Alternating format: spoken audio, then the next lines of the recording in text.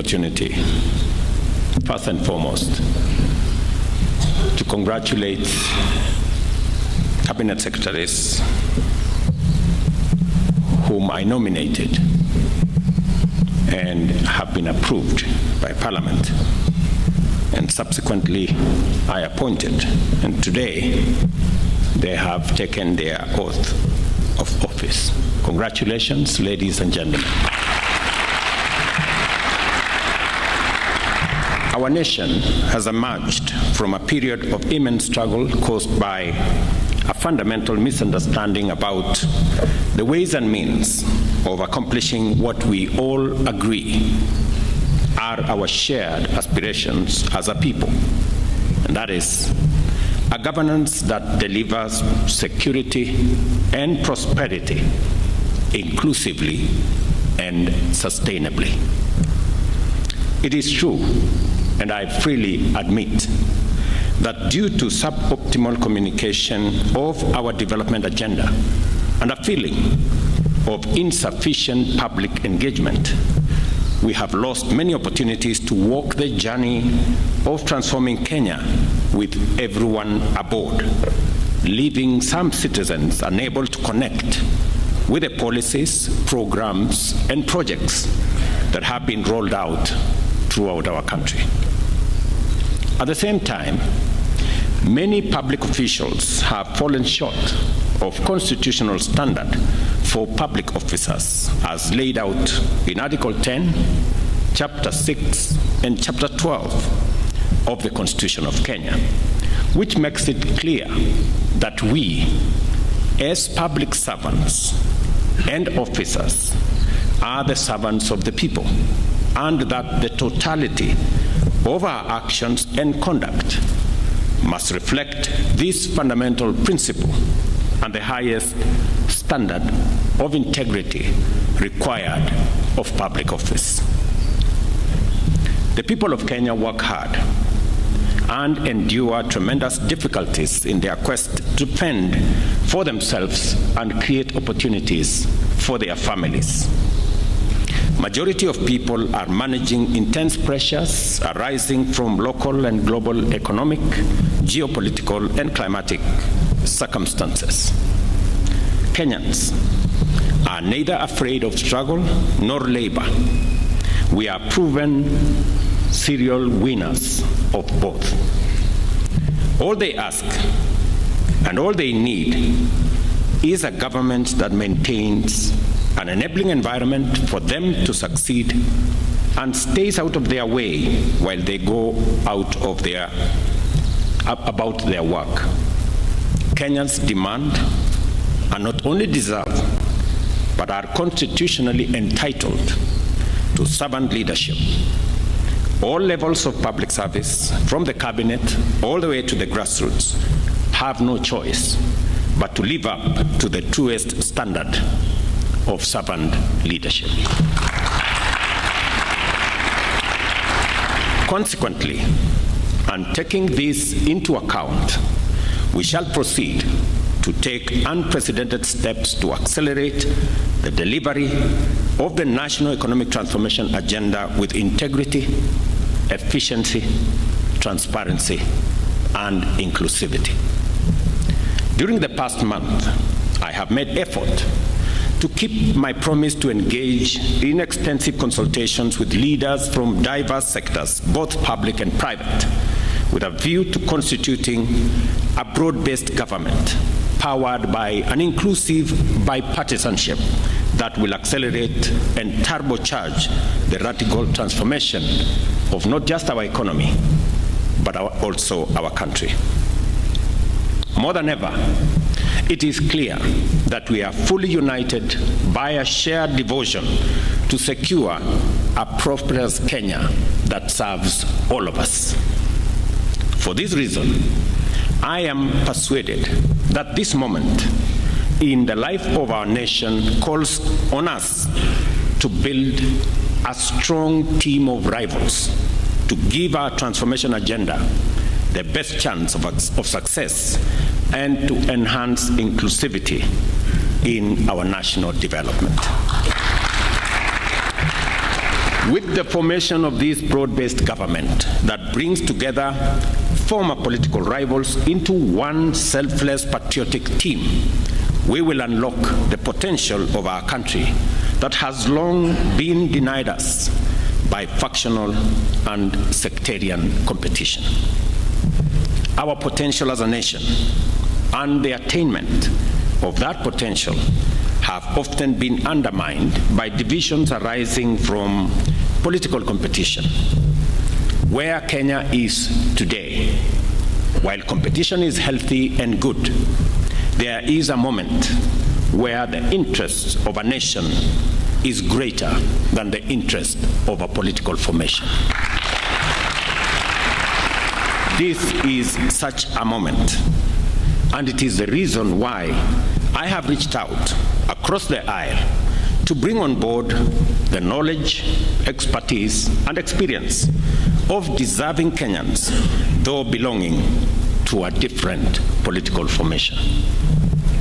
I am persuaded that a moment such as this in the history of our nation calls on patriotic citizens to forge an alliance of rivals, to harness our collective political capital, knowledge, and expertise to take the strides necessary to make our country great. With profound gratitude, I commend the leaders and citizens from all walks of life who reached out, participated in, and otherwise supported the consultations, not only for the patriotism which inspired them to place Kenya before their personal, sectarian, or partisan agenda, but also for invoking the spirit of bipartisan dialogue, which has never failed to reconcile bitter rivals and unite fierce competitors in navigating critical junctures throughout the history of our nation. It is this noble spirit, this willingness to negotiate, to listen, to find common ground in the middle of conflict that drew our freedom fighters from the forest to the negotiating table at Lancaster House in London. It is also this wonderful gift that brought together the agitators of the second liberation from the streets to the inter-parties parliamentary group dialogue, and thereafter to the bombers of Kenya, where our constitutional history was properly written. The ability to talk things out also enabled Kenyans to pull the nation back from the brink of an existential precipice and embark on a national accord which gave birth to the institutional dispensation that we are still working to perfect today. Here we are again today, called upon to remember the lessons of history, to live up to the demand of this moment, and set aside our partisan interests in order to show up for Kenya. The work of making our nationhood more perfect through inclusion, unity, equity, and social justice must begin by speaking with each other, listening to one another, and recognizing that every one of us wants the best for this nation, and all of us have a part to play in making Kenya great.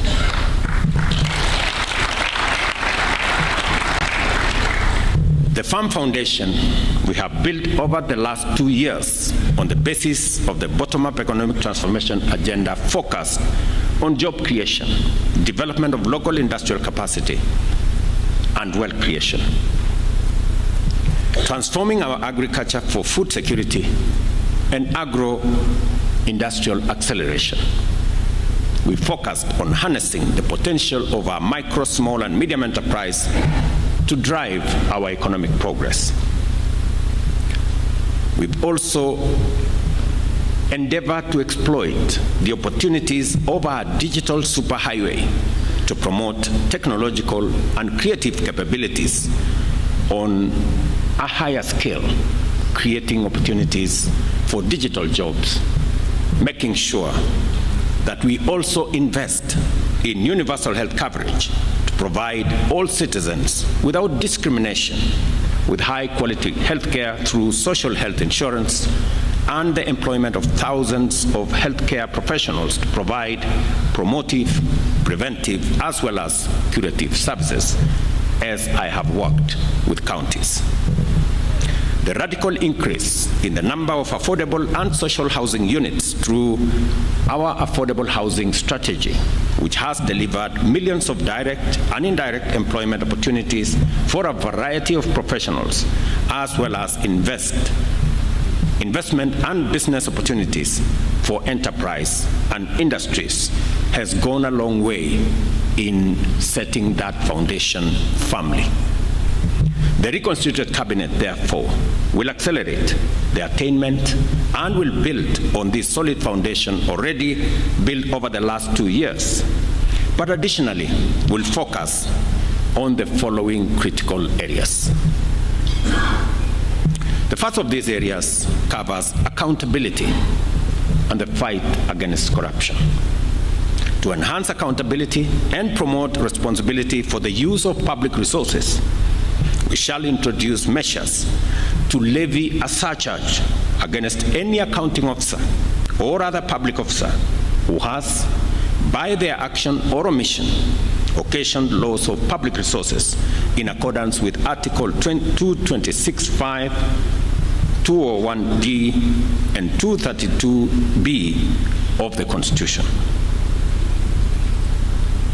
To eliminate the ghost worker payroll fraud at all levels of government, we shall also implement a unified personal identification system for all persons working across all arms of government, including constitutional offices. Further, Cabinet shall introduce a legal and institutional framework for mandatory and continuous vetting of all public officers. The same framework will provide the repository for wealth declaration across the entire of government under one office. In addition, we shall facilitate expeditious investigation and prosecution of all offenses related to corruption and economic crimes through amendment of the relevant statutes, including the Evidence Act, the Criminal Procedures Code, and provide for their determination of all cases within 6 months.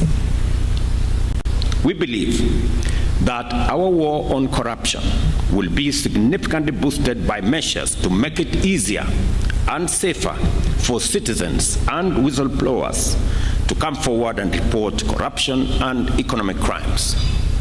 And for this reason, the reconstituted Cabinet shall consider relevant amendments to the Witness Protection Act to enhance appropriate incentives and forward the same to Parliament. Further, as I indicated in my earlier address, I have engaged with the parliamentary leadership with a view to expediting the enactment of the Conflict of Interest Bill and expressed my determination to sign a robust, effective instrument into law in due course. I further reiterate my determination to make full use of the opportunities within our legal and institutional structures and systems to consult and collaborate with national justice, law, and order institutions with a view to promoting their efficiency and efficacy in expeditious and conclusive investigations of all active cases within a framework that we are going to agree on. As pertains to the management of public expenditure, I believe that the time has come for us to break new ground. That is why, beginning in the year 2025-2026 financial year, we shall adopt a zero-based budgeting system to reorient budgeting and expenditure frameworks of government. Similarly, We shall exploit the power of information and communication technology to radically diminish opportunities for corruption, conflict of interest, and abuse of office by digitizing procurement and making it open and transparent. Likewise, we shall initiate a framework to make VAT refund processes open, transparent, and accountable, because the immense savings out of this expenditure of public funds will finance investment in productive and transformative economic projects. The reconstituted cabinet will also collaborate with Parliament to develop legislative measures to promote local manufacturing, value addition, and job creation by restricting the importation of those products that can be competitively produced by our domestic industrial capacity. We stand at the beginning of a new chapter of our country's governance and development. The women and men who have been appointed to serve the nation in the reconstituted cabinet have today embarked on a mission that cannot and must not fail. The people of Kenya have made their expectations known in bold terms. They have also made their intolerance for failure, inefficiency, corruption, and ineptitude equally clear. As champions of the nation's development agenda, you will be team players, servants. Let me repeat that. You will be team players, servant leaders, faithful trustees, and effective stewards of the people's interest and dependable custodians of their resources. I am confident that each one of you has what it takes to deliver on your mandate and to satisfy the people's expectations. This is important because henceforth, the terms of our contract with the people will remain in sharp focus. We have no choice but to keep our part of it. The privilege to serve in positions of such high responsibility has come to you with an immense duty to do everything in your power to ensure that Kenyans receive the best services from the government efficiently, without discrimination, and without delay. I urge you, therefore, ladies and gentlemen, members of my cabinet, to go forth and from this day focus on delivery and dedicate your time and effort to the implementation of the various strategies, programs, and projects that the nation's transformation demand. I encourage you to make the people of Kenya your first and only priority, and to never let your own interests come in the way of your duties. I give you my assurance of my full support in discharging your mandate and in executing a reimagined and catalyzed transformation agenda. I have already given my undertaking to be the foremost steward of public resources and embrace my accountability for its proper use. Therefore, it is important to make it clear that my support for you ends if it conflicts with my accountability to the people of Kenya. Let us therefore work together in doing the right thing, and we collectively will be assured of success. I pray that the Almighty God grants you strength, wisdom, clarity, and focus as you assume office, and wish you success in your new assignment.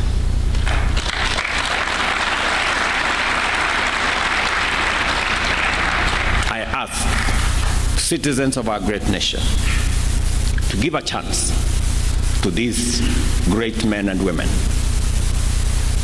to this new cabinet, and to support them to deliver on the mandate that has been given to them constitutionally, and as they perform their duties in the best interest of our country. Thank you very much. God bless you. God bless our great country, Kenya. Asanteni sana.